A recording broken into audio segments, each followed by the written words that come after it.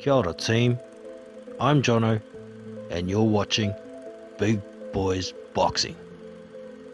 Be sure to check out our boxing community on Discord for fight links, news, opinion and much more. So boxing fans, are you ready? The stream starts now!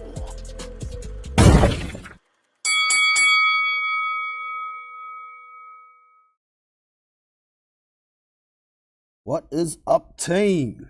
Welcome back to Big Boys Boxing.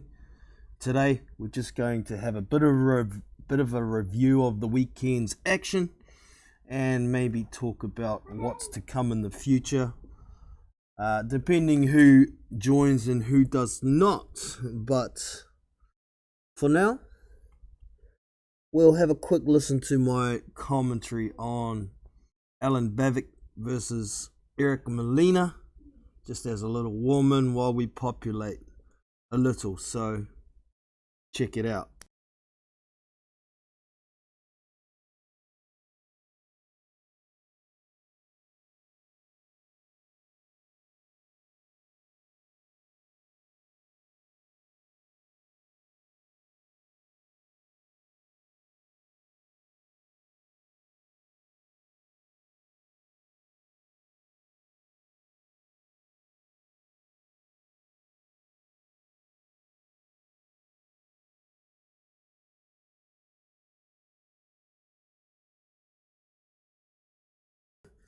Molina tries to step around. Oh, he doesn't know where he is. Bevick's moving sideways. Oh, 1-2 from Bevick, then left hook lands.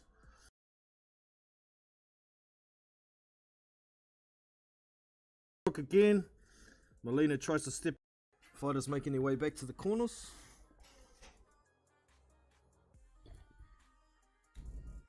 I had messed that up. We'll start again. And seconds out. Ding, ding, ding. Round one underway. They come to the center ring and a big lead left hook to start from Bevick, and Molina's down. 2 hooks to the head and down goes Molina. He's got his hands up, wants to continue. Referee wipes his gloves off, center ring. Jab, right hand from Bevick. Right hook, left hook again. Molina tries to step around. Oh, he doesn't know where he is. Bevick's moving sideways. Oh, 1-2 from Bevick, then left hook lands. Bevick's waiting. He's waiting. Jab, jab. Tries to throw a right uppercut, and Molina dives in with his head and hangs on to Bevick. Ref breaks him up. 1-2 with a hook to the body from Bevick. Oh, he cops a straight right counter, but they get tied up. Molina landed a shot on him. Oh, he's trying to wait for just a one shot from Molina, a right hand he's looking for. Waiting for Bevick to lunge in. Bevick comes in with a right hand left hook, and Molina grabs hold of him again. Back to the center ring. Jab from Molina. Jab from Molina. He tries a right hand. Molina's trying to get crafty here, but Bevick's not throwing heaps of punches all of a sudden. Oh, he set him up for a good right hand over the top, and he's hurt Molina. Comes in with a left hook. Molina's grabbing hold of him again, trying to tackle him. Ref comes in, tells him stop tackling. Oh, 1-2 from Molina lands, but not affected by Bevick. Bevick keeps coming forward. He's got Molina in the corner, throws 2 hooks. Left hook, right hook, then he steps back a bit. Jab from Bevick. He's waiting. Left hand, a right hand over the top, lands on Molina. Molina hangs on again. He's trying to fight out of the corner and be sneaky with his counters. He won't let go of Bevick. The ref's growling him. Here we go. Back to the center. Molina walks back to the corner. Jab from Bevick. Right hand from Molina. Right hand from Bevick lands on Molina again. He's hurt him again. Left hook, right hand. Oh, Molina catches Bevick with 2 straight right hands and then backs him up with the jab. But Bevick comes in with a jab again. Molina tries a left hook. He misses, so bends down and grabs hold. Ref's telling Molina, keep your head up. He spat his mouth guard out to Molina, veteran move. So he's getting a bit of time. Wanders back to the corner as slow as he can. Gets his mouth guard put in. Bevick putting his hands up like he's already won the fight. And they get to the set. Oh, good right hand from Molina, but Bevick comes back with a right hand of his own. Double left hook. Then tries a right hook, does Bevick, but Molina grabs hold of him again. Ding, ding. That's the end of round one. It's obviously a 10-8 round to Bevick. He started landing a couple of good counters though, has Molina. And Bevick isn't being quite as reckless. He's starting to move in, waiting for a shot before he throws rather than just balls to the wall. But here comes the replay of the start. Left hook, right hand, then another left hook and another right hand, and down goes Molina at the very start. Well, it's another replay. Left hook. Oh, it's the right hand over the top that put him down.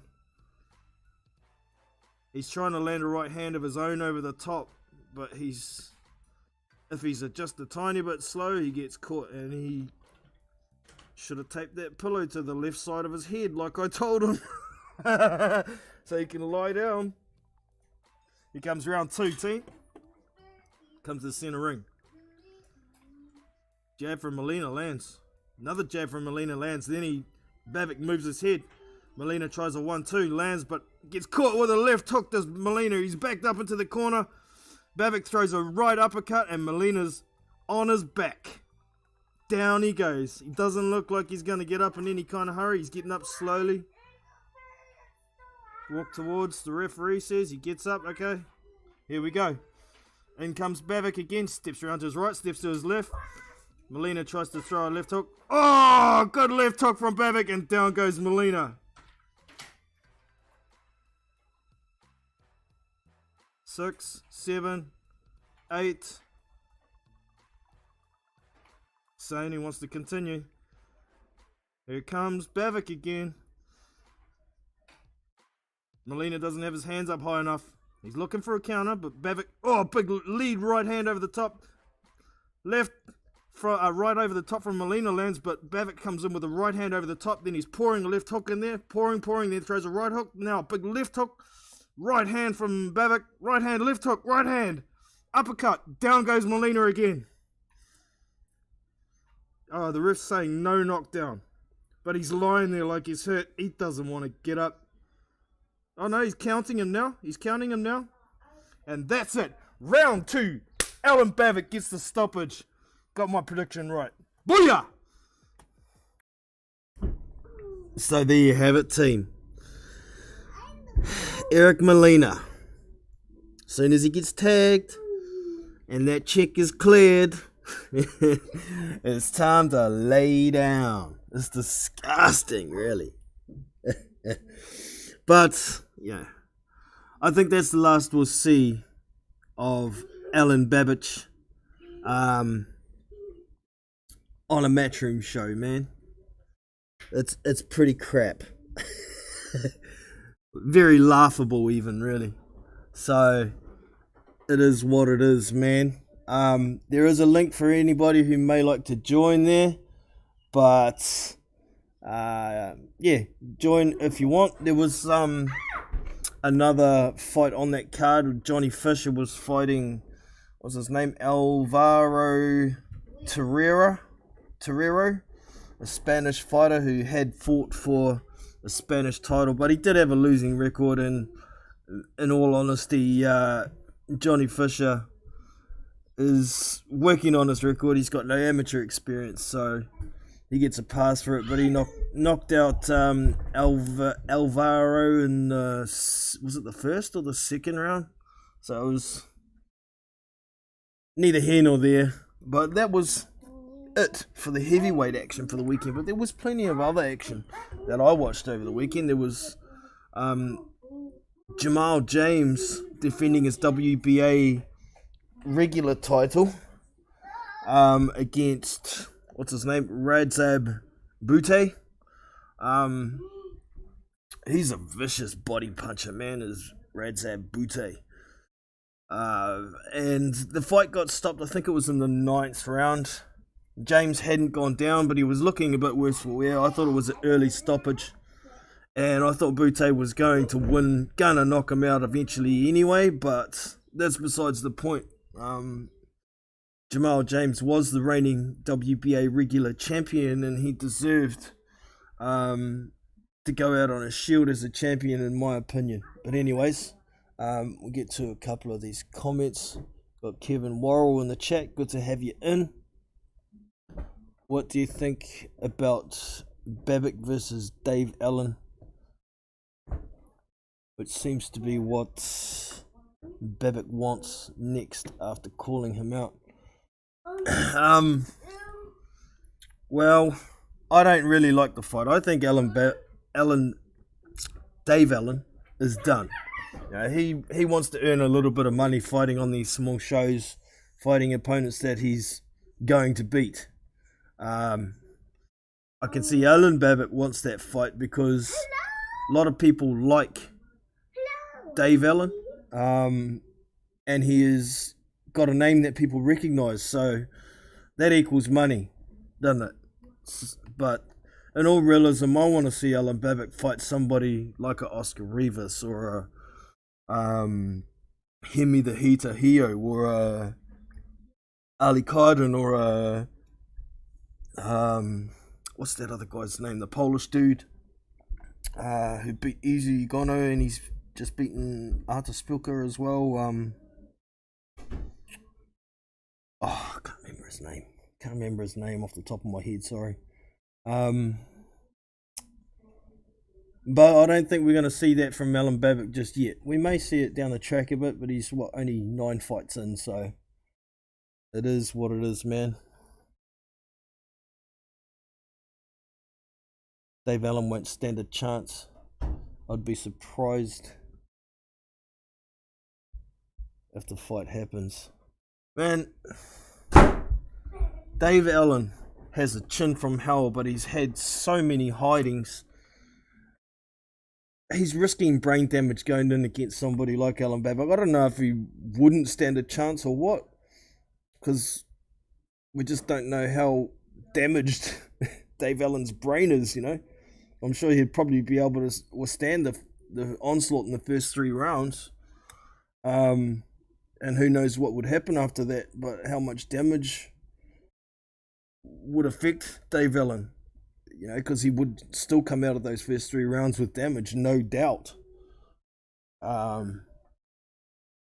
Bevick is savage, though. Defo. Oh, definitely, man. He's a fun guy to watch, man. Definitely a real fun guy to watch. But it's getting to the point where he's got to stop fighting these has-beens,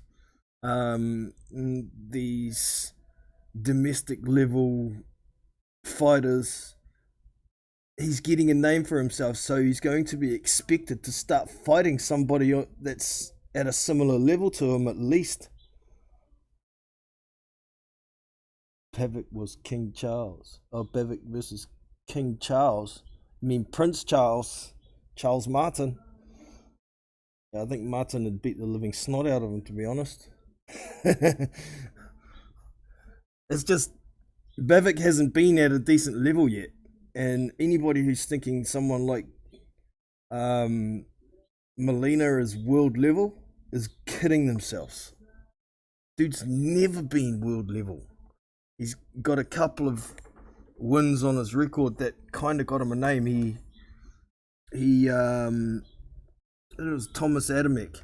He wasn't expected to win that fight, and he managed to sneak in a punch in a fight he was losing badly, and he's been living off that win ever since. That win was what got him those 2 title shots, pretty much.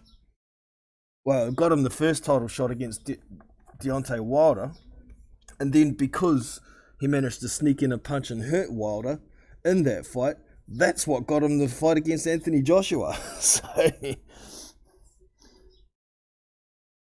British referees never let the boxers go out on their shield.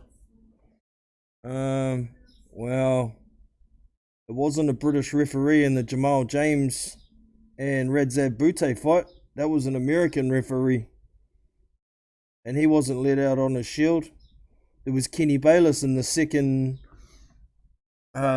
Fury Wilder fight. He didn't let Wilder go out on a shield. He's American. It happens everywhere, man. It happens everywhere. It's not just in one place.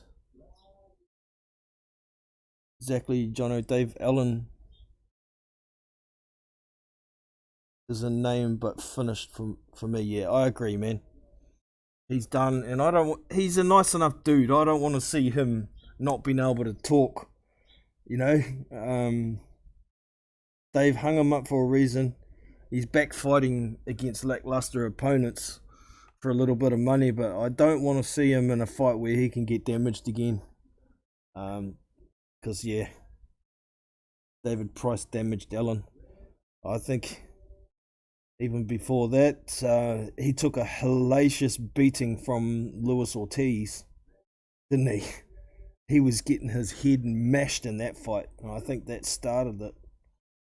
I think the Price fight was after that. It was. But, you know, it was the Tony Yoka fight as well. He's after that fight, apparently he was dizzy for days.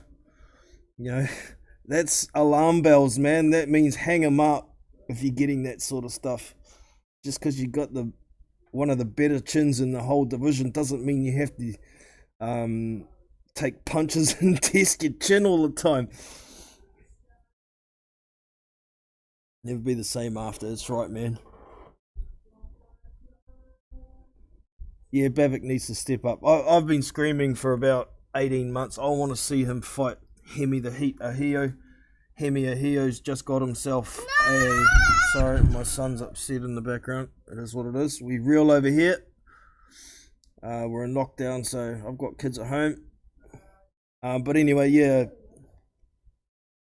Prince Charles, yeah, that's the one. Needs to step up. Bevick, yes. Yeah, Hemi Ahio's the one I want to see him fight. That would be fire. They're both... Alan Bevick's 6'1". Hemi Ahio's 6 foot flat. Hemi Ahio's just picked up his the Middle Eastern WBC heavyweight title, so he should be in the WBC rankings now, and that could be an opportunity for Bevick to actually fight someone that's hungry, not past their best, and has a ranking. But also, like I mentioned earlier, Alan Bevick could fight for the WBC Bridgerweight title against Oscar Rivas. I think that's a decent fight. And looking at how Oscar Rivas looked in his fights against, what's his name, Riziki, the title fight the other week, I think Bevick's got a chance of beating him, to be honest. So, yeah, we'll see. You're looking forward to Canelo v Plant next week? Yeah, man. I am looking forward to it. It's an undisputed fight, so anybody who says they're a boxing fan and ain't looking forward to seeing a undisputed fight ain't really a boxing fan, man. For sure. I don't think it's that good a fight. I used to be quite high on Caleb Plant, but I think he's still a pretty decent fighter. I just think he's at least a level below Canelo. Most people who have been in the ring, I saw an article the other day from, who was it, Beefy, Liam Smith, that when he was in the ring with Canelo, there wasn't much that surprised him with regard to power and his punches and whatnot. But what did surprise him was how hard he is to hit. He's actually really hard to land on. So we'll see what Sweet Hands can do, but at this point I'm picking Canelo by a 9th round stoppage at this point, you know. Rosansky what? Rosansky Walker? Lucas Rosansky was the guy I was trying to think of earlier, but that's... Yeah, Adri. The Polish boxer. It was Lucas Rosansky. That's right, man. Lukaz, I think is how you spell his first name.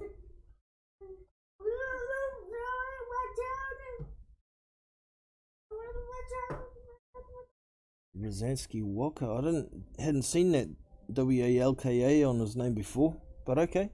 I'll believe you there, Adrian. Thanks for popping in anyway, brother. Appreciate you. Also got Phil Carl Roberts in the house. Good to have you, man. What other fights did I watch on the weekend? Oh, what's his name? Yusuf Kamari. Pissed me off. I made up a multi-bet for the weekend, and I had Yusuf Kamari just to win the fight, and he messed it up, so I had to remake a multi quickly after that. And the next one I made came off. I had Johnny Fisher inside 3 rounds. I had Alan Bevick inside 2 rounds, and Chantel Cameron just for the win. That multi paid just over 10-1, so I was pretty happy with that one. And my other multi that came, I've had, how many bets did I have this weekend? I had 5 bets, and 3 of them won. So I had, the second multi I had was I chucked Bevick by second round, Bevick in 2 rounds, tacked that onto my American card multi. Then I had Radzab Butte just for the win. I had Jaron Ennis by knockout. I had 5 on that anyway, and that came through as well. Oh yeah, it's Zepeda.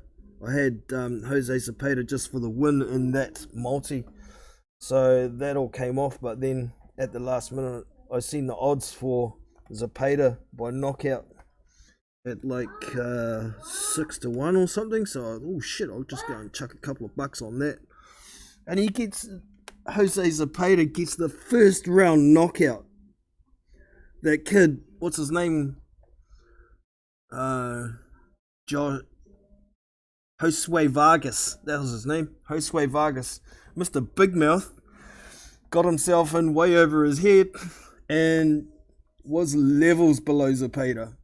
So that was a really good win for Zepeda, and he deserves a title shot. No more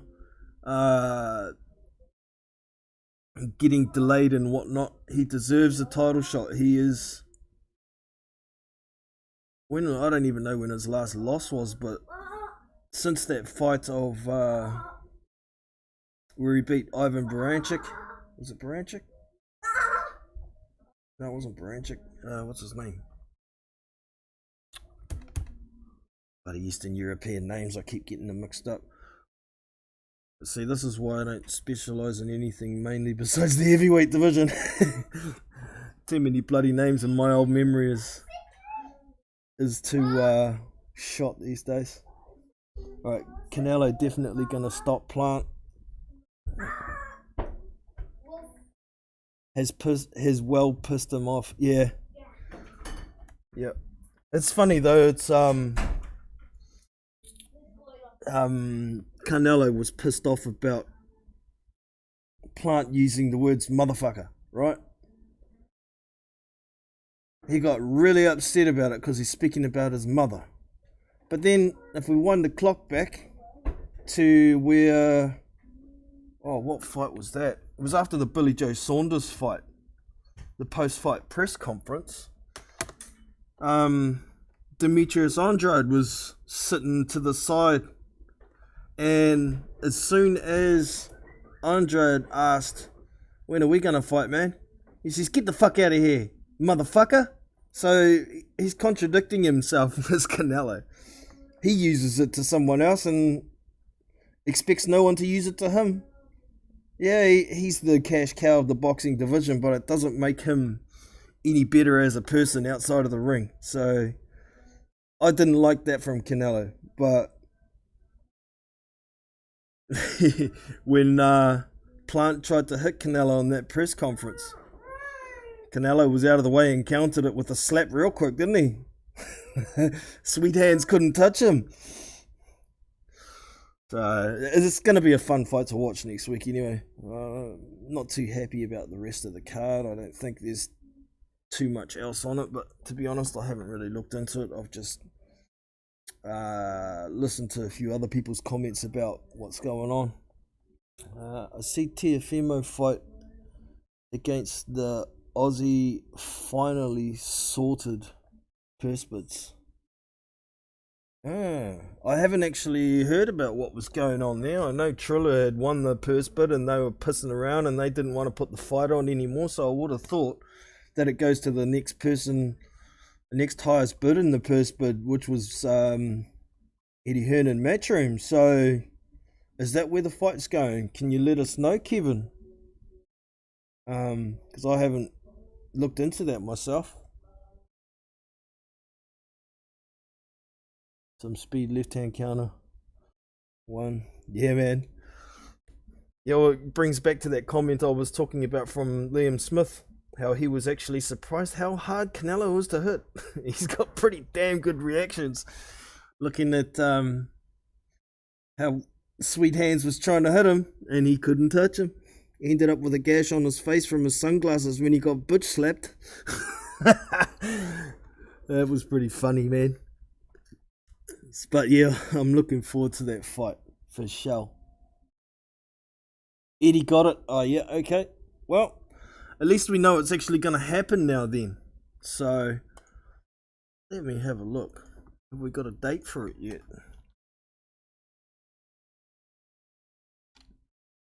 George Kambosos, wasn't it?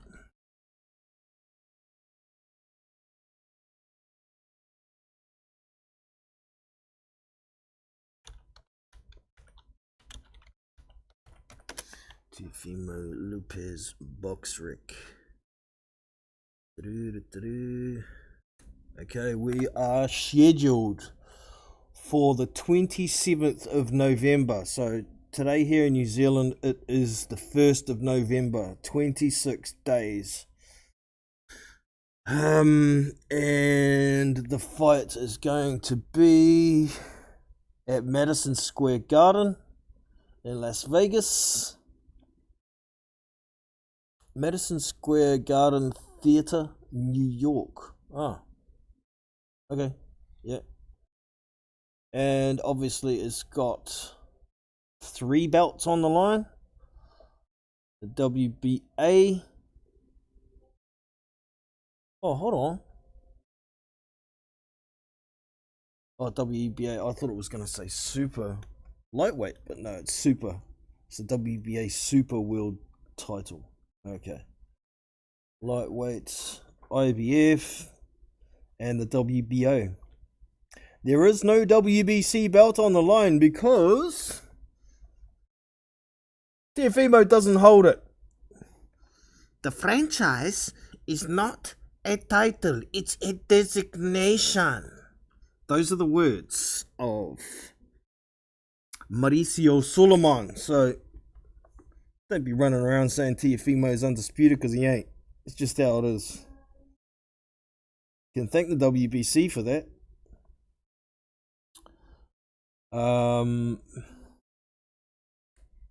What do you think about Vladimir Ivanov and Basur Ahmed? Damn Eastern European names.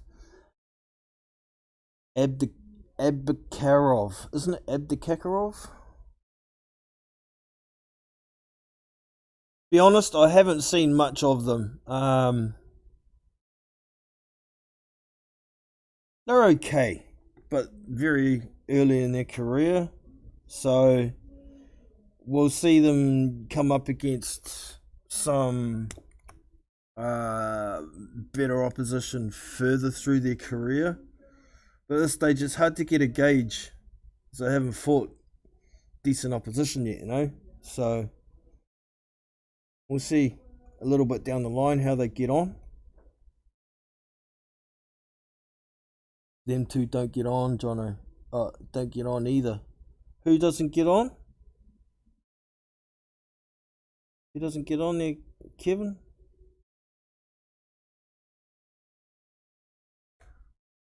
Kind of missed what's going on in the conversation there somewhere. What do we got?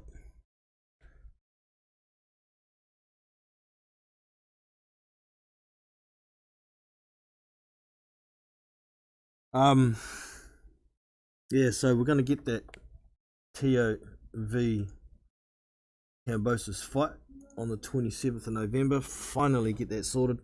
Teo's been out of the ring for a long time due to, nah, I don't want your pussy little paycheck, Bob Arum. I'll take it to Purspit and see what I can get. Yeah, sweet, I got $4 million, but no, you didn't.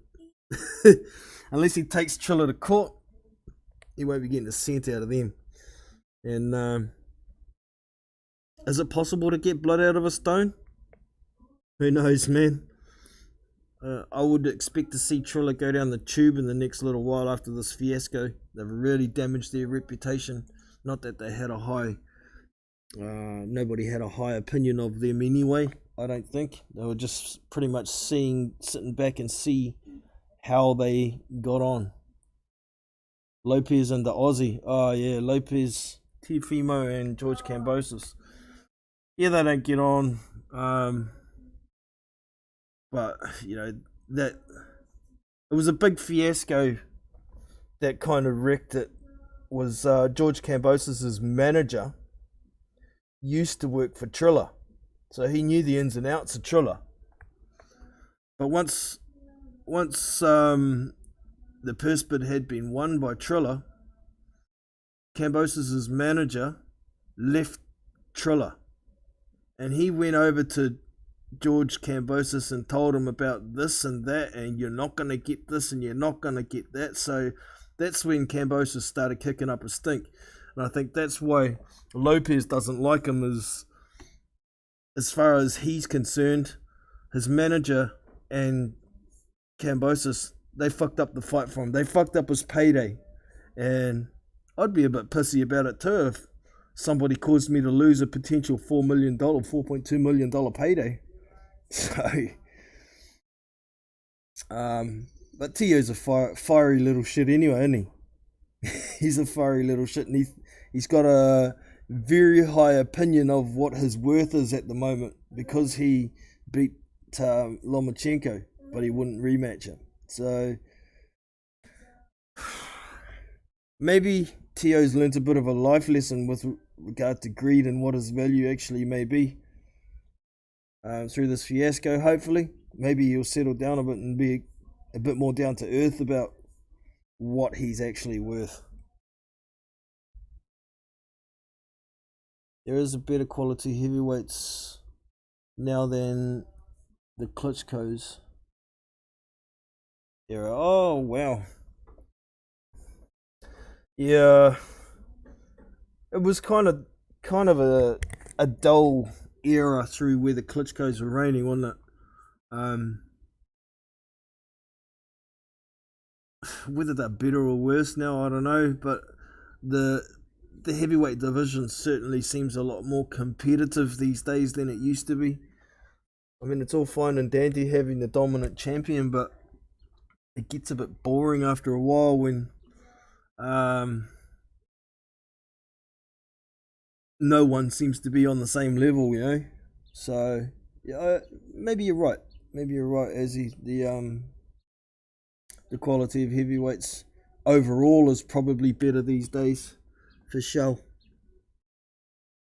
Right,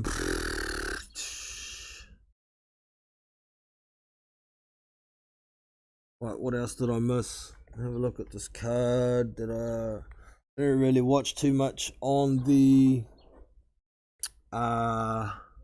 oops, got the wrong link here. I only really watched the Zapata fight on that card.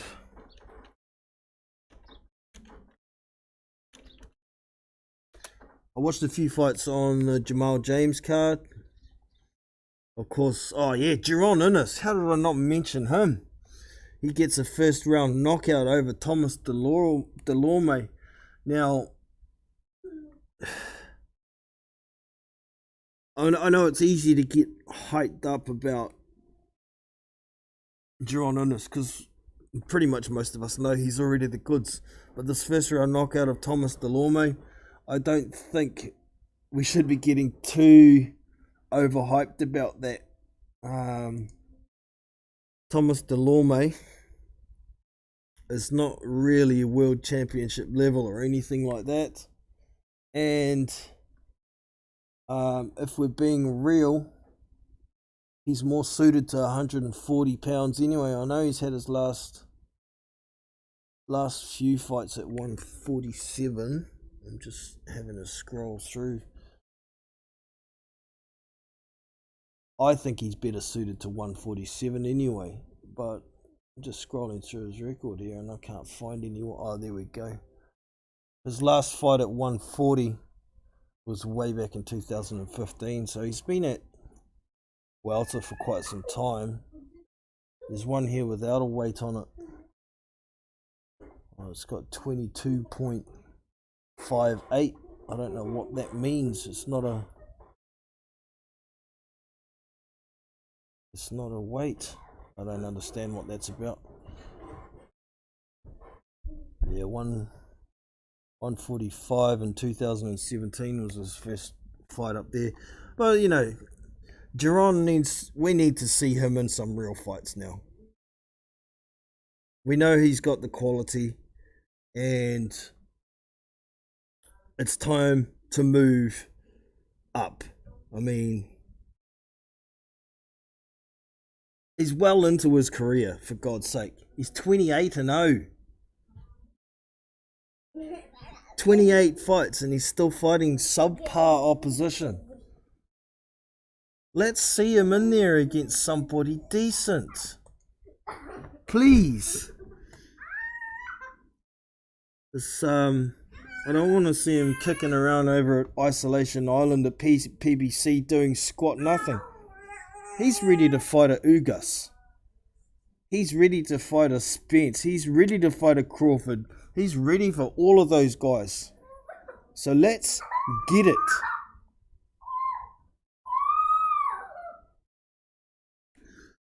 Excuse any of the background noise, team, as I've said several times. Stay home dad. Kids not allowed at school yet. So getting a quick stream in before I have to be dad teacher. What else was there on that card? I did watch a couple fights on that PBC or Showtime card. Yeah, I did enjoy that Jamal James fight with Radzab Butte, and I actually picked Butte to win that. The odds were slightly, I think it was $1.90 for James and $1.80 for Radzab Butte when I made my bet, so it was a pretty tight pick. But I'd seen James fight several times and knew he's a boxer on the back foot, and I figured Butte, with his body work and how hard he hits, he's going to wear James down and he's going to get him, and this seems exactly what he did. Juan Carlos Torres, I didn't watch that fight. What was the other one I watched? Jesse Murata Romero against Michelle Rivera. This kid's pretty damn good too. Michelle Rivera. He boxed his way to a shutout. And what is he holds some belt too, doesn't he? What do we got here? No, maybe he doesn't. Doesn't say anything on BoxRec. But he's 22-0. Moving on up. Hopefully we'll see him in a fight against somebody who can be competitive with him. He's fighting at 140 by the looks of it. At present, 138 was his weight. 134. Oh no! Wow, he's fighting all over the place. So this fight yesterday was at 140. It must have been, because he was 138. The fight before that was at 135. And the fight before that was at 140. He was 144 and a half, so it must have been at 147. So this guy has earned himself a shot at somebody decent at lightweight, I imagine. Or he could fight maybe a Jose Zepeda. But Zepeda won't be happy about that because he thinks he deserves a title shot, and so do I. So we'll see what happens with Michelle Rivera. 22-0. Very skilled boxer. Doesn't seem to have a lot of power or anything, but definitely good punch variety, great feet, good punch selection. He can do pretty much anything, so let's see. Jono, who are you predicting for Parker v Chisora 2? Oh, Parker by stoppage, but I got no faith in it. No faith in that pick. That's what he needs to do. Otherwise, I give up supporting the dude. He's had a lot more time with his new trainer, Andy Lee, now, so we should see some of those results. If we don't, it's nothing to do with the trainer. It was never Kevin Barry in the first place.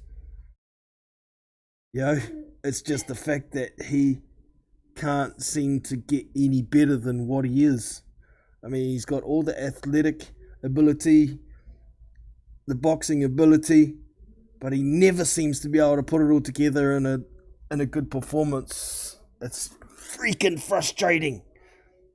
Freaking frustrating, man. Easy peel. So there's my answer to that. Parker by stoppage. If he does get it to, I'm guessing it'll be around 8 or 9 rounds. 8, 9, maybe 10. If he does get it. I can't see Chisora winning unless he knocks Parker down a couple of times. I don't think he can stop Parker, and I don't think he can outbox him. So he's going to have to put him on the floor a couple of times to beat him. In my view, anyway. When is that fight? Is it end of November? Is it just before Christmas, actually? It's in December, isn't it? Let's have a look.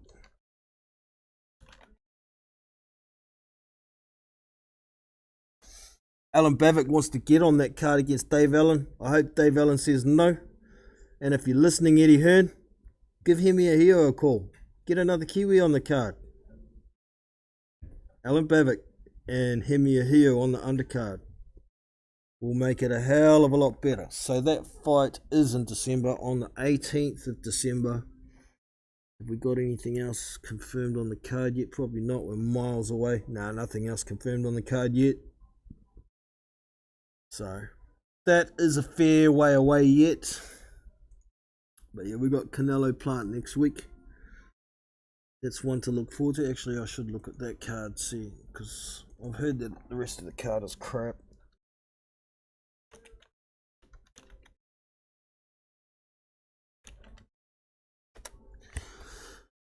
Canelo Alvarez, box rec. My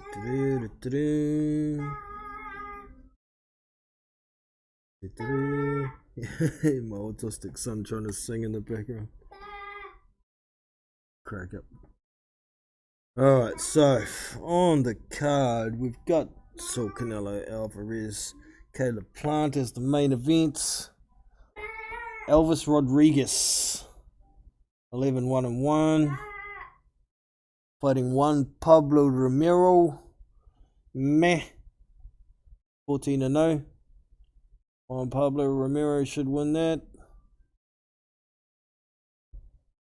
Oh, don't even know who this dude is. Legrando Bees, 21-4, fighting Ray Vargas. At least I know who that is. 34-0. Should be a Ray Vargas fight. Anthony Durrell is fighting, 32-2-2. He's going to be fighting Marcos Hernandez. He's 15-4-2. These are pretty straightforward fights. I think Anthony Jarrell should win that one. Jose Manuel Gomez, 12-0. He's taking on Jose Antonio Maza, who's 7-6. Oh, for God's sake. Why are you putting these unbeaten fighters against people who are 7-6? For God's sake. So Jose Gomez should win that fight as well. Juanito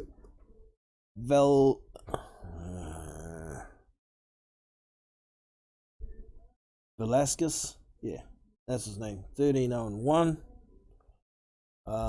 Fighting Gilberto Mendoza. He's 19-10. Another mismatch. Jeez. So Velasquez should win that one. Ronald Ellis, 18-2-2. He's going to be fighting the almighty TBA.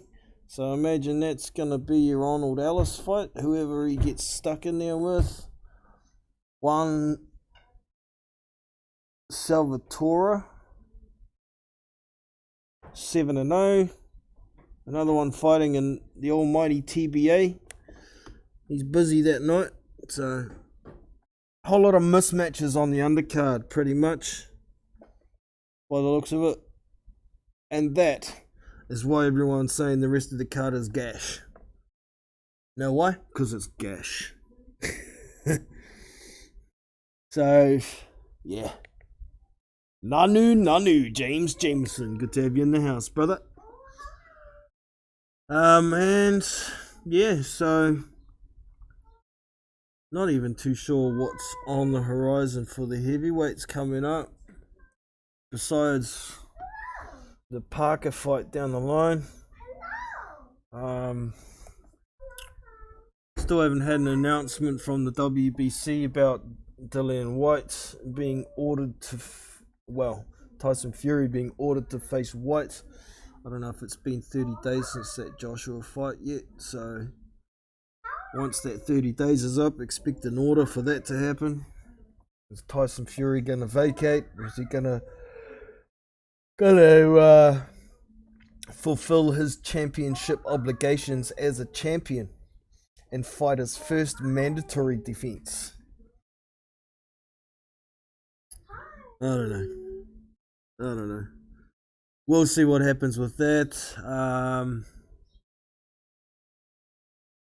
I don't know what else is in the future. I haven't heard of any big fights being announced as of recently, but I haven't been paying that much attention, to be honest. I'm a bit bored with too many mismatches at the moment in boxing. I mean, we are getting the odd competitive fight like that one on the weekend with Jamal James and Radzab Bute. I enjoyed that fight. It's competitive. It's good. I even enjoyed the Chantel Cameron and Mary, what's her name? Can't remember her name. The women's main event after Bevick and Molina. That seemed competitive to a degree. So I enjoyed that to a little bit, So, competitive fights is what I am all about. The more of them we see, the more enthusiastic I get about boxing. But at the moment, my enthusiasm is a little bit waned. Innocent Joseph Parker. Yeah. I don't know about Innocent, man. Ain't showing his face in New Zealand anymore for a reason. The fight would be huge in the UK. But it seems like Bob Arum's pretty dead set on trying to get it in the US. The only way that's going to happen is if they put a good enough offer together for Whyte. I imagine it's probably going to end up going to purse bid though. Whyte won't be taking any shit. Let's just hope though, if Whyte doesn't win the purse bid, he's still going to take the fight this time instead of bailing out like he did against Pulev. Who's Parker fighting? Derek Chisora, 18th of December.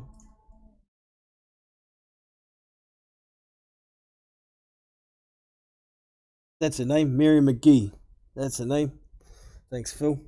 Yeah, I kind of enjoyed that fight because it was at least a little bit competitive. Chisora James. Oh yeah, James Jameson. Innocent Joseph Parker. Is that supposed to be like sarcasm or what, man? I'm pretty sure he wasn't innocent.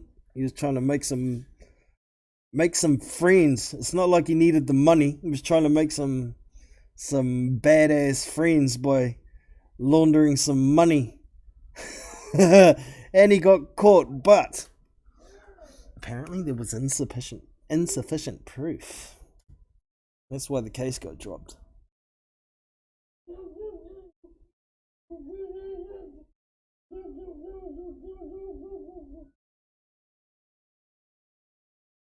World champ again. I don't know about that, man.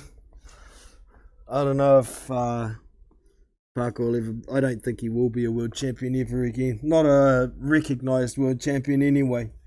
When it comes to the proper belts, I don't know. Maybe he'll pick up some kind of regular or international world title or some crap. But the way he's going, unless he shows some significant improvements in utilising the skills he was born with, I don't see him ever being a champion again.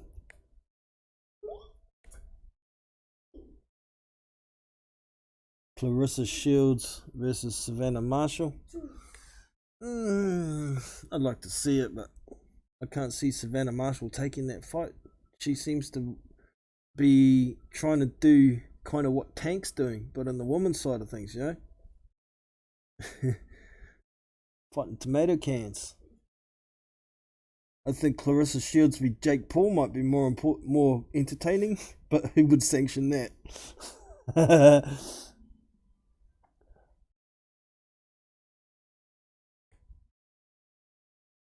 Parker v Chizzy is a good fight.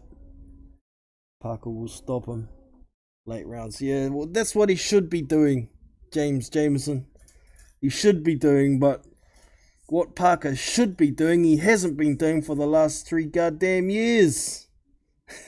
Can he improve? I hope so. Innocent until proven guilty. Yeah, sure. Shows his face in New Zealand, he won't be getting people don't forget that shit over here. I mean, we've only got 5 million people here, and he was a top celebrity over here. People paid attention to him. When you do something bad as a celebrity, they pay attention, but I notice nobody really talks about it. It's like Joseph has said, anybody who's going to interview me, if you bring that up, you'll never get an interview again. You fucked up. You fucked up. Huey Fury, future world champ. I think he's serious. Nah. Nah. Sorry, man. Huey Fury ain't never gonna be a world champion in my eyes.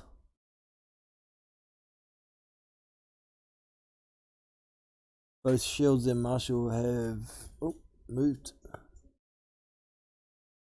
Have signed with Sky to make their fight.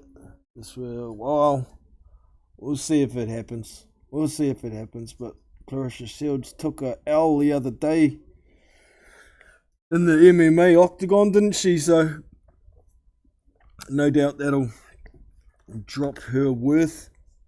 Maybe a little bit. It wasn't boxing, so we'll see. We'll see. I still like Joseph. I'm just so frustrated with the dude. I've been frustrated with the dude for 5 years. 5 years. Man. It started with that Carlos Takam fight for the IBF mandatory back that was over here.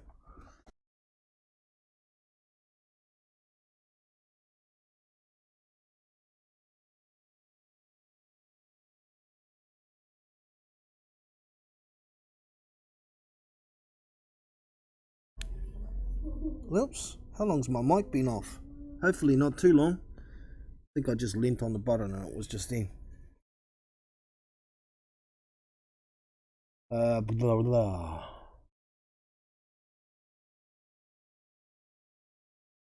Fury looked terrible against Christian Hammer, but even Hammer looked way more terrible than usual. They both looked like arse, man. Arse. But credit to Huey, at least he was trying to be a little more aggressive. And who was it I saw the other day was throwing a right hand like Huey Fury does? You can see it white as shit flying from a mile away.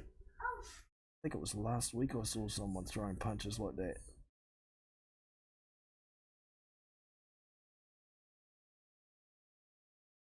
Here's my memory shot. I did a commentary stream on it too, and I can't even remember who it was. It might have had a change. Oh, it might have had a chance. Fury and AJ are out the way and retired, etc. Well, there's another crop of heavyweights in behind though as well, isn't there? Like the Makhmudovs and Philip Hergovic's and Martin Bacoli's, Daniel Dubois, Joe Joyce's. I mean, there's all these guys as well.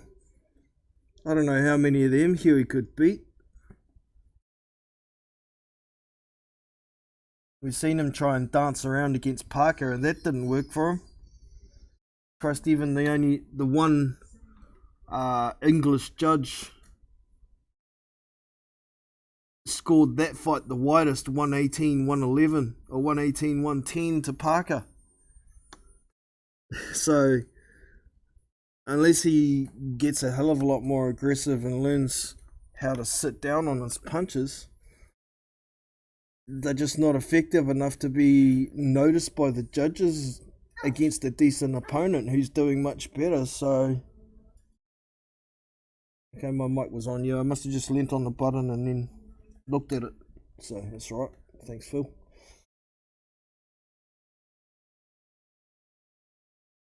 Fury was trying to be more aggressive.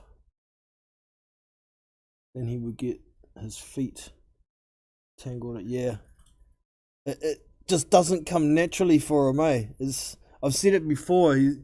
Boxing's all about hit and get hit, but his natural ability is don't get hit, but hasn't got much of the hit. He hasn't mastered how to throw a punch effectively, quickly, and inconspicuously. When he tries to throw that right hand, it always looks wide. It goes back a foot before he starts throwing it, so you can see it coming a mile away, and it's not fast when he tries to step on it. So I don't know what he's got to do. Peter's got to do something with him.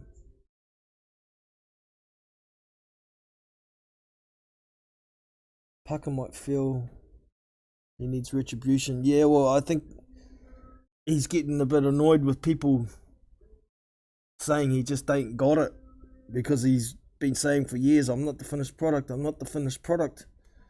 Dude, you're into your 30s now. You've been boxing nearly 20 years, mate. So if you ain't got it now, when's it going to come?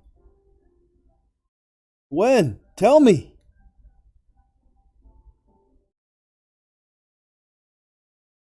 False accusations. The texts on his phone weren't false, mate.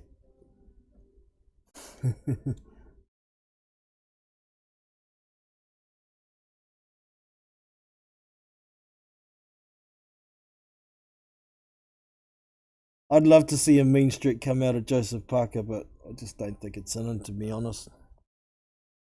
I just don't think he's got it in him.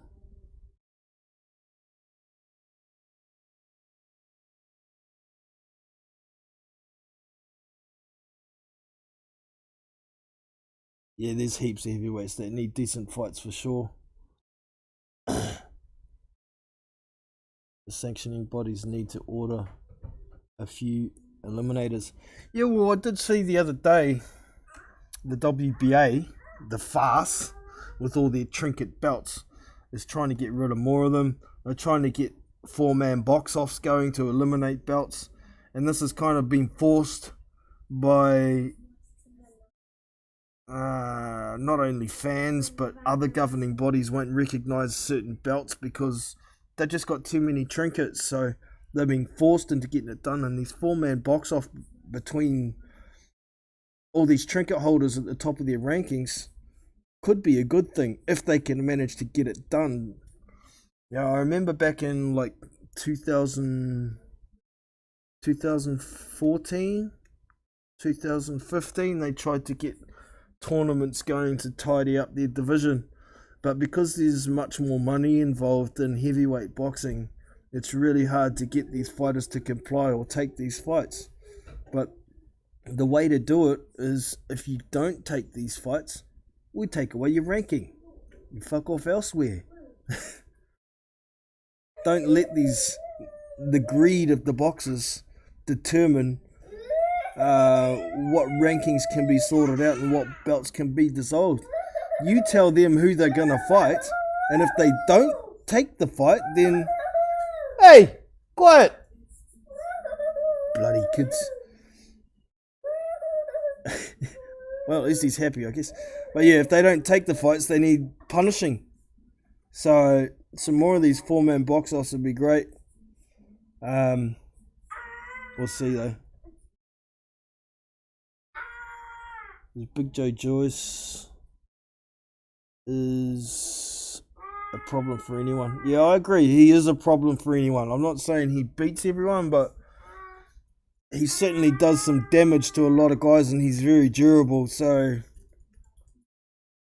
I mean, I can't see anyone stopping Joe Joyce. Put it that way.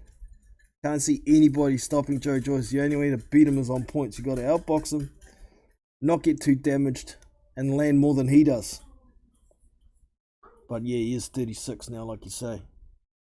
So he's getting on. He had a very long amateur. Well, he didn't have that long amateur career. He just started late. So I don't know. He's in a very good position now. And I see people keep saying he is the WBO mandatory. There's been nothing from the WBO stating so. It's only Frank Warren who says that. So I'm not buying it until I see proof of it. But either way, he's not getting a shot at the WBO title for a while because it's tied up for now. So we'll see what happens once that rematch finishes with Joshua and Usyk. Is there going to be an order from the WBO? Is there going to be an announcement from the WBO that he is mandatory? Or is he going to be ordered to fight a final eliminator? Just let me go bring up the WBO rankings just quickly. See what we got here. WBO, there we go. Rankings, official rankings. Yeah, WBO, of course, we've got Alexander Usyk, Joe Joyce at number 1, and Joseph Parker at number 2. Andy Ruiz number 3, Anthony Joshua number 4, Frank Sanchez number 5, Michael Hunter number 6. So if Usyk beats Joshua again, I imagine Joshua is going to stay ranked around where he is now with the WBO at number 4. But if Joshua gets his belts back, I imagine Alexander Usyk will probably take Joe Joyce's spot at number 1 because the WBO hasn't announced their mandatory. Joe Joyce will be pushed down to number 2, and then a final eliminator may be ordered between Alexander Usyk and Joe Joyce. If Usyk hangs on to the belt, Joe Joyce may be ordered to fight Joseph Parker provided he gets past Derek Chisora for a final eliminator for the mandatory spot that has not been announced by anybody besides Frank Warren. So yeah, there's a lot of sitting and waiting to see what's going to happen with the rankings and whether Joyce is actually mandatory or not. So we'll see, man. Loads of decent prospects. Trevor Bryan is a regular champ. Yeah, wow. Far out. Whatever happened to Manuel Char fighting Trevor Bryan? The WBA ordered that. They said Trevor Bryan can fight Bermain Stavern for the WBA regular title provided Trevor Bryan fights who he was supposed to fight next. And that was Manuel Char or Mahmoud Char. So Don King, the weasel, is doing something. But I imagine, actually, I did hear that, what's his name? Mahmoud Char was taking Don King to court anyway for loss of earnings, and how it happened was Don King set it up. So Mahmoud Char couldn't get a visa, couldn't get a working visa to get to the fight because Don King didn't provide the information needed to obtain the work visa. He set Char up, and now he's getting away with murder. That prick's got to go down, man. Old fart. I wish he had just expired, to be honest. I'm sick of Don King. Dude's a freaking plague on boxing. Wilder v. Joyce. Yeah. I'd watch that, man. I'd watch that.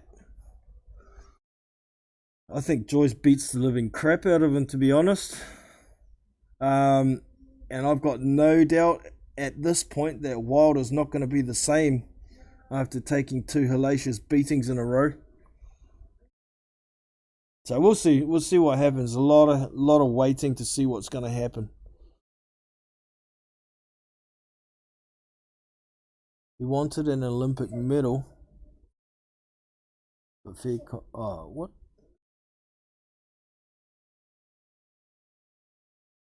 He wanted an Olympic medal. But fair comment.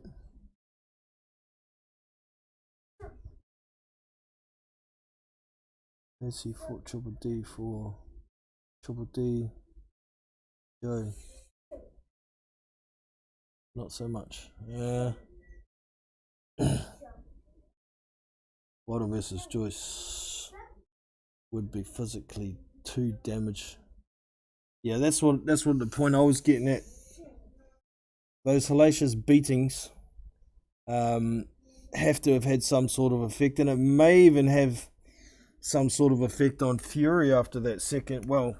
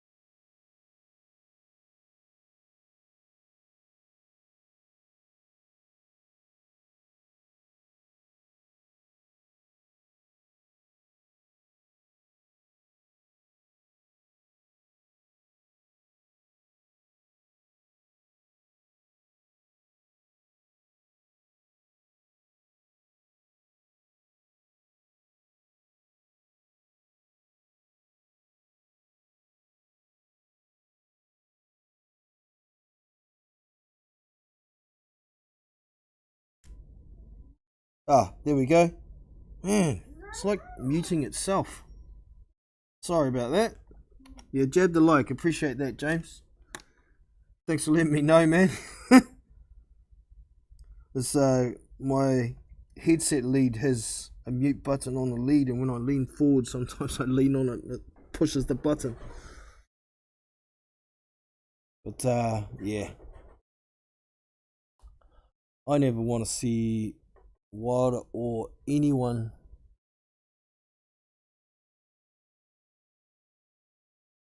win home again until shit. Yep, fair enough, James. Fair enough. Back, buddy. Yeah. Yeah, damn it. Now I've got antivirus shit popping up over the top of my chat. How convenient. Yeah, so I don't know how much of my comments you missed. I was talking about I hate Bob Arum, I hate Fish Eyes, I hate Al Heyman, I hate Eddie Hearn, I hate Yvonne Michelle. I hate all promoters. They're all greedy pricks, man. The whole lot of them, and they just say what they need to say to promote their fighters. Anything that comes out of their mouth is not truth. It's just promotion. That's it. So why even bother listening? If you listen, you're a sucker. Eric Molina was a disgrace. Eric Molina is a disgrace all around, and he has been for quite some time. First round, yeah, okay. Asking in the corner, is my check cleared? Has my check cleared? Sweet, I can go pick a spot on the canvas. Which logo should I lay on? Someone give me some more money for lying on the right logo? Get the hell out of here. Go back to school teaching or whatever it is you do, Molina, because you do not have a future in boxing. Speaking of fighters who don't want to see, Eric Molina. Yeah. Eric Molina's one I don't want to see. Goes in the same category as Alexander Dimitrenko to me. Another no heart, fight for money, lay down, roll around, complain to the ref, oh, he hit me behind the head. That's something that I was noticing this weekend with a lot of boxing. And Jamal James and Radzab Bute fight. Bute got a point taken off for hitting behind the back of the head.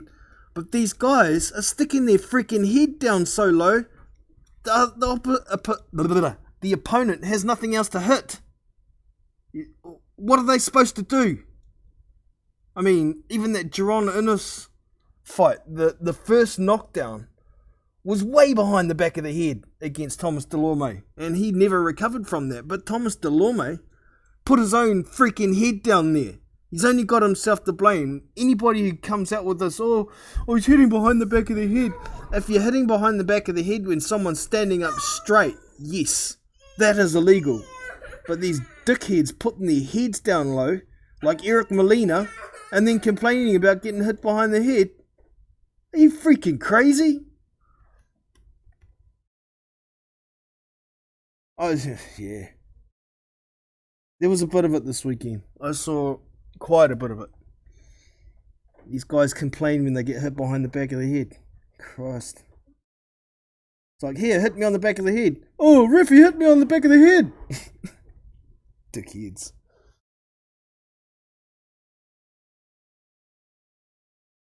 Molina would have taken 5 minutes. Yeah. Fat disgrace. Go back to where you came from. Don't come back.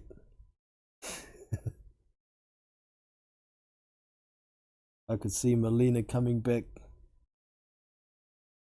for a fight with Dave Allen. Nah. Eddie Hearn won't be paying him if he's going to fight Dave Allen. Nah. No way. I don't want to see that shit.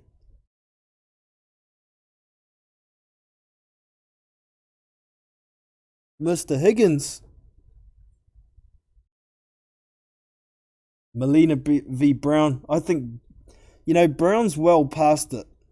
It actually could end up quite competitive. I was going to say Brown should beat the living snot out of Molina because as soon as he hits him, he's going to look for a place to lie on the canvas again. But Brown's chin is shot. So if Molina lands one of those sneaky counters on Brown, it could be all over as well.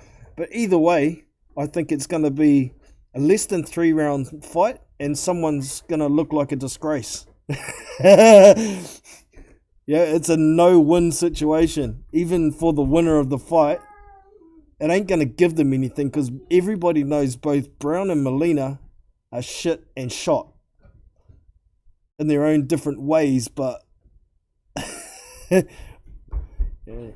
maybe it's just a way for them to get paid, I guess. Rocky Marciano was always down low. Never complained. Yeah, that's it. See? If you stick your head down low and that's part of your tactics, that's fine.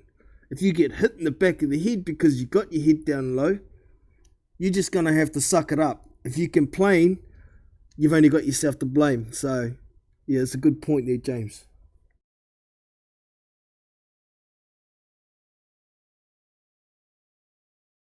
Who wants to see that bollocks? Exactly. I'd like to see them fight and both get knocked out simultaneously so they both lose. That's what I'd like to see.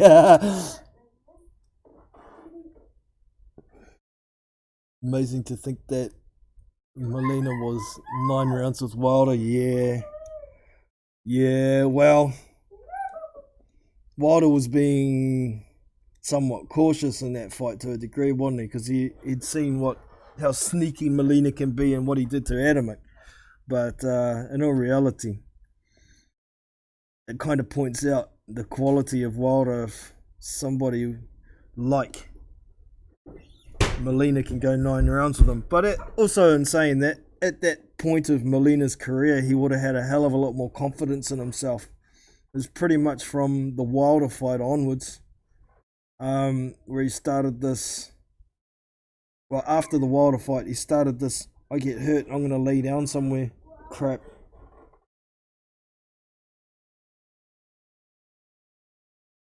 Dave Allen, the 70s Canadian.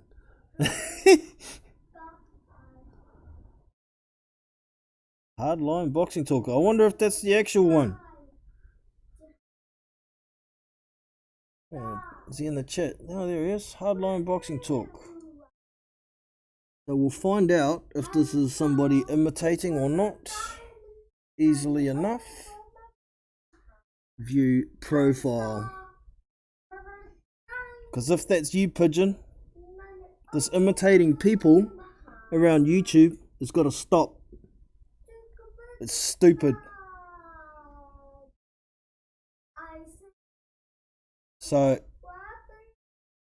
drop me a comment that you know that I will know that it's you, Hardline. If you could, that'd be nice.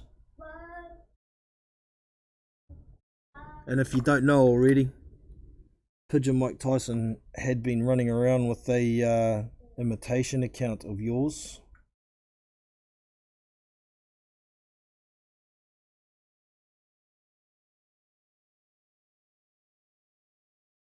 I think it's time for Venus. Yeah. Definitely needs a real step up fight, I agree. Hardline at 28, no. It's time to go, man. It's time to go.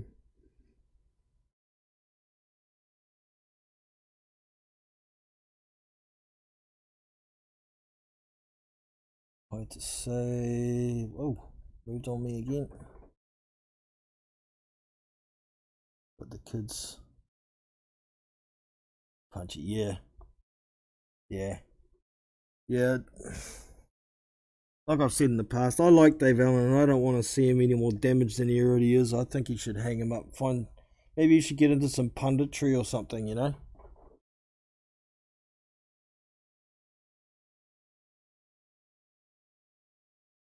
I love Telpo. Okay.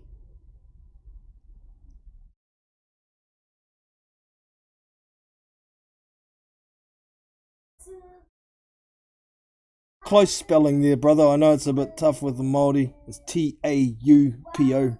Taupo. Which used to be one of the most massive volcanoes in the world. Until it blew up and now it's just a big fucking hole. With water in it. I haven't seen pigeons. No, I haven't seen them for a while either. So, I don't know. It's good. Too many boxes inactive. Yeah, I mean, this COVID pandemic hasn't helped at all, but business is struggling, so they can't pay fighters as much a lot of the time.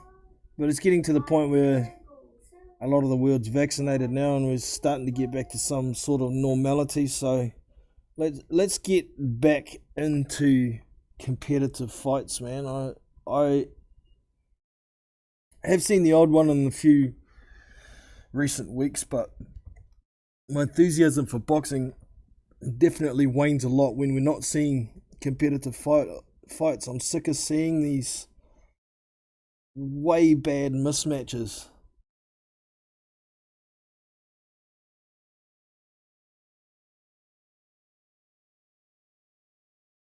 Well, not laugh, but admire. I'll say that's who has been pretending. Yeah, man. Pigeon Mike Tyson. He's got like 20 or 30 accounts, and he's got quite a few of imitations of people who have channels that people know of. So just keep an eye out. It's pretty easy to pick him. He's got the right picture on a lot of the accounts, but as soon as you click on the account, you'll see it's got no videos. Easy to find out, and then you can drop a complaint to YouTube about it if you find it. So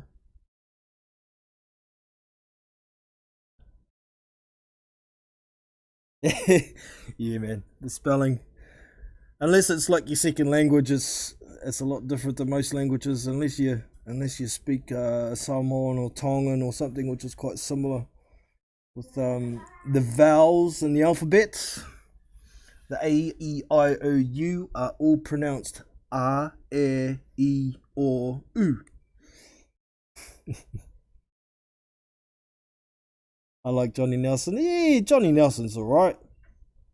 I mean, he's a bit of a sky nut hugger at times, and he says some stupid things in the name of promotion at times.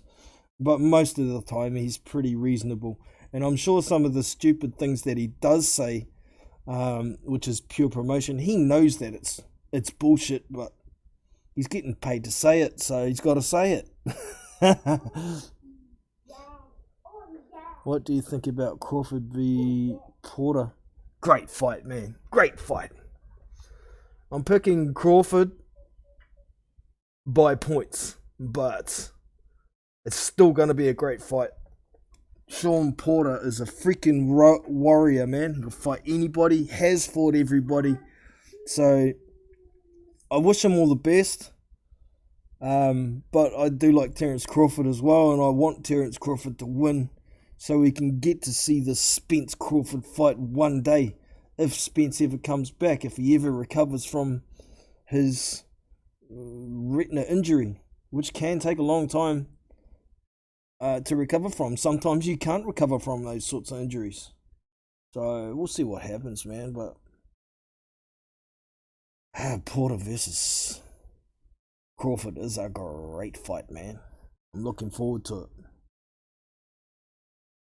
Porter will be a good challenge for Bud. I think he'll be the hardest challenge for Bud so far in his career, easily. But yeah, it's a great fight, man. It's simply a great fight. Fascinating about the language, yeah. Yeah, many Pacific languages are very quite similar. It's like, so if I was to count in Maori to 10 is tahi, roa, toru, wha, lima, ono, whetu, waru, iwa, te kau. If I was to do it in Samoan, it's tasi, lua, tolu, wha, lima, ono, whetu, walu, iwa, te kau. So it's very similar, except some R's replaced with L's. And but yeah, it's all based around those vowels.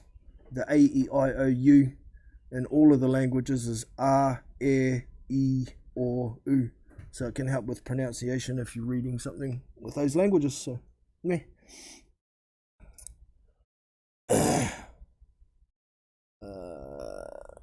But gonna make a statement stoppage middle rounds.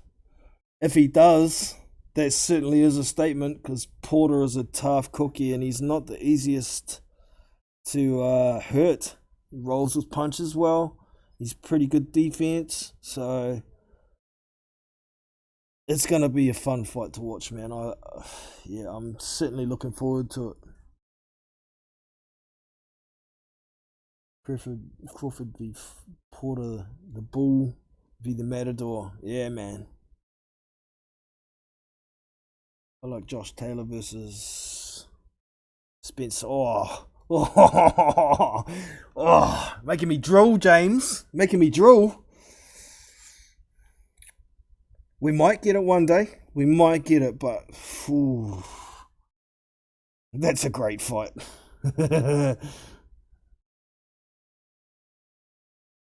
I've had similar thoughts that Crawford will counter him easier than people think. Okay, yeah. Yeah, it's definitely a fair opinion. Definitely. Could happen, man. Could be extremely interesting. I wouldn't be all that shocked if Porter managed to pull out a points win. I wouldn't honestly be all that shocked. What I would be shocked at is if Porter can stop. If Porter can stop Crawford, I will be surprised. Extremely. But this is boxing, and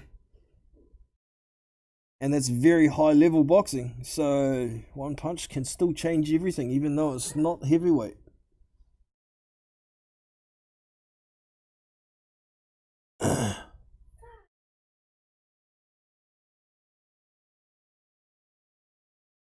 Those words sound. Oh, where'd it go? Those words sound similar to the Welsh words. Welsh vowels. Okay, that's interesting.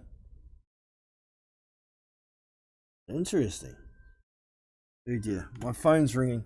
Sorry, team. I'll be back in a sec.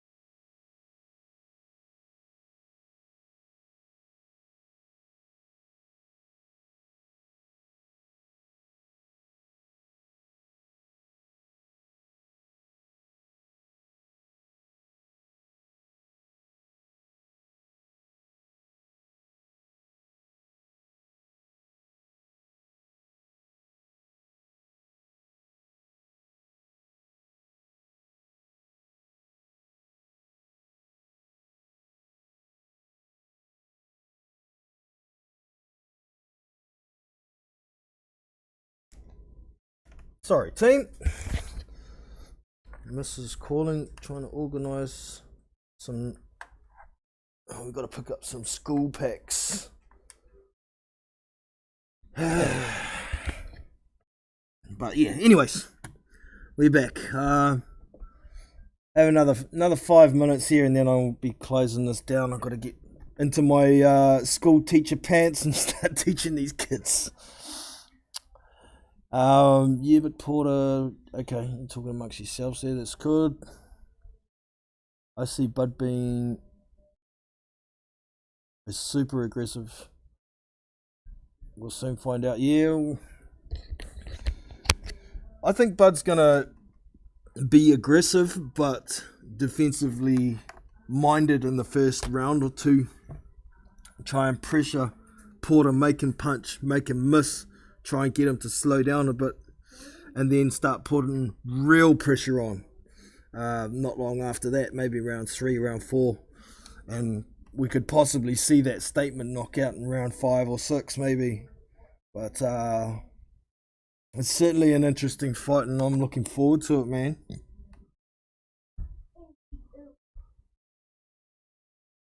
I'm not muted now, am I? I'm unmuted now, aren't I? I muted while I was just talking on the phone for a sec there, team. Let me know if you can hear me again now. Hopefully you can. You should be able to.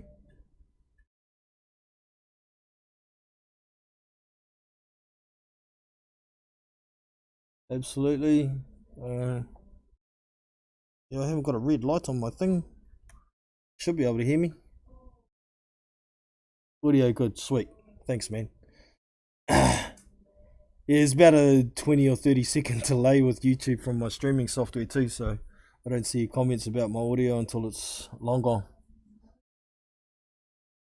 Loud and clear, sweet as.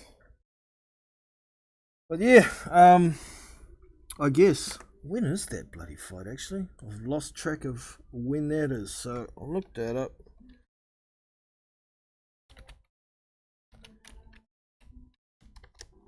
Damn. There must be some interesting fights on that card as well, with any luck. I think it's a top rank show, isn't it? So, for God's sake. What are you doing, Box Rick? Stupid thing.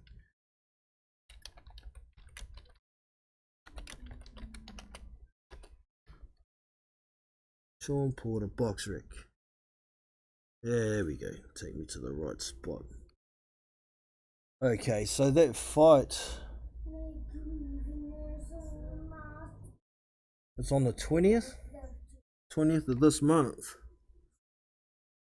So, like I say, here in New Zealand today, we're the 1st of November. Oh, dang. There's nothing else confirmed on the card yet. That sucks a fat one. What's up with that? Just under 3 weeks to go and nothing else confirmed for the card yet. Sucky motor.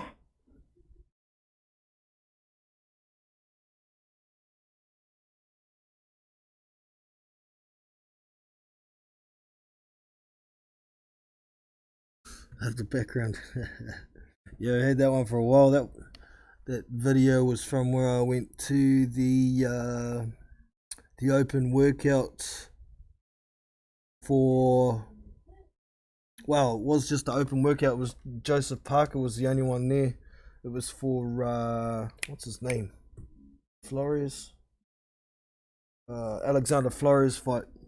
So yeah, I went to this workout in Auckland City before Joe flew down there, and while I was in there, because I didn't think I was going to go to the fight, being in Christchurch in the South Island, I thought I'll just go to the interview and then I'll watch it on TV.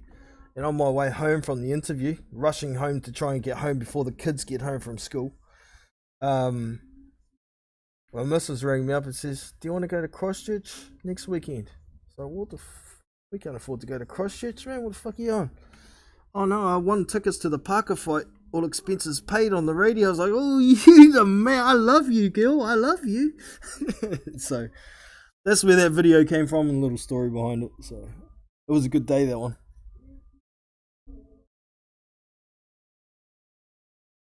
Zula. Who the Zula? Who the Zula, man? Favorite line, me of the. Okay. Just talking amongst yourselves there. It's all good. Well,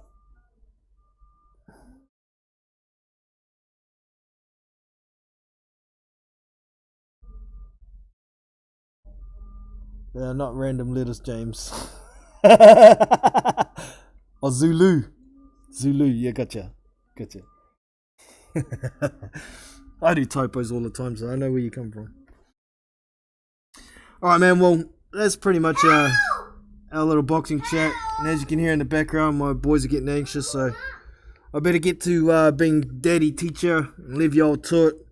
Don't forget to hit the like if you've enjoyed the stream. Get over to the Big Boys Boxing Discord. We have a little boxing community over there.